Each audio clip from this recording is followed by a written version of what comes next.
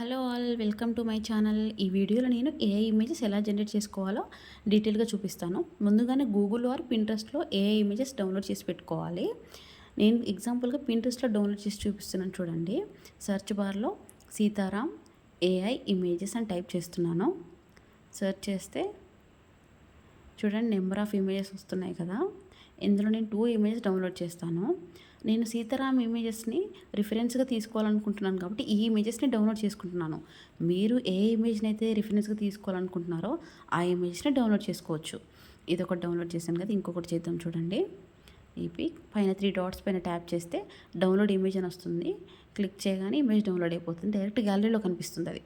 Next గూగుల్లోకి వెళ్ళి రీమేకర్ AI అని type చేయాలి.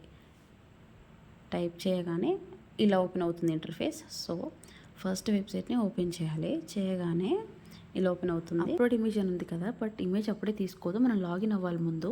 మనం మెయిల్ ఐడితో లాగిన్ అయ్యాకే ఇమేజెస్ని తీసుకుంటుంది. చూడండి, నేను లాగిన్ అయ్యాక రిఫరెన్స్ ఇమేజ్ని అప్లోడ్ చేస్తున్నాను. ఓకే, అప్లోడ్ చేశాక టార్గెట్ ఫేస్ దగ్గర మనం ఎవరి ఫేస్ని అయితే స్వాప్ చేయాలనుకుంటున్నామో వారి ఇమేజ్ని అప్లోడ్ చేద్దాం. అప్లోడ్ చేశాక స్వాప్ పైన ట్యాప్ చేస్తే ఇమేజ్ జనరేట్ అయిపోతుంది. కింద డౌన్లోడ్ ఆప్షన్ ఉంది కదా, దానిపైన క్లిక్ చేస్తే ఇమేజ్ డౌన్లోడ్ అయిపోతుంది ఆటోమేటిక్గా. నెక్స్ట్ మల్టిపుల్ చూద్దాం. ఇప్పుడు మనం ఇందాక చేసింది సింగిల్ స్వాప్ కదా, ఇప్పుడు మల్టిపుల్ స్వాప్ చూద్దాం.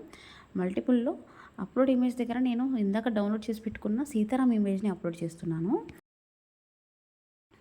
ఇక్కడ చూడండి, నేను 2 ఇమేజెస్ని అప్లోడ్ చేస్తున్నాను మల్టిపుల్ కాబట్టి. ఇమేజ్ జనరేట్ అవ్వడానికి మినిమం 2 to 3 minutes పడుతుంది. చూడండి, సింపుల్గా ఉంది కదా ప్రాసెస్. అలాగే ఫ్యామిలీ పిక్ కూడా సేమ్ అండి. మల్టిపుల్లో 2 ఇమేజెస్ అప్లోడ్ చేశాం కదా, ఫ్యామిలీలో 3 or 4 ఇమేజెస్ అప్లోడ్ చేయడమే. నేను ప్రాసెస్ మొత్తం పెట్టలేదు, బట్ నేను జనరేట్ చేసిన ఇమేజ్ని యాడ్ చేశాను చూడండి. ఇందులో మెయిన్ థింగ్ ఏంటంటే, మనం ఇమేజెస్ అప్లోడ్ చేసేటప్పుడు సైడ్ ఫేస్ ఉన్న ఇమేజెస్ అసలు అప్లోడ్ చేయకూడదు. స్ట్రైట్ ఫేస్వి చేయాలి. స్ట్రైట్ ఫేస్వి కూడా ఫేస్ వరకు క్రాప్ చేసి పెడితే మన ఫేస్ ఫీచర్స్ అనేవి పర్ఫెక్ట్గా జనరేట్ అవుతాయి. ఈ వీడియో మీకు నచ్చినట్లయితే లైక్ చేయండి, షేర్ చేయండి, సబ్స్క్రైబ్ చేయండి. Thank you for watching.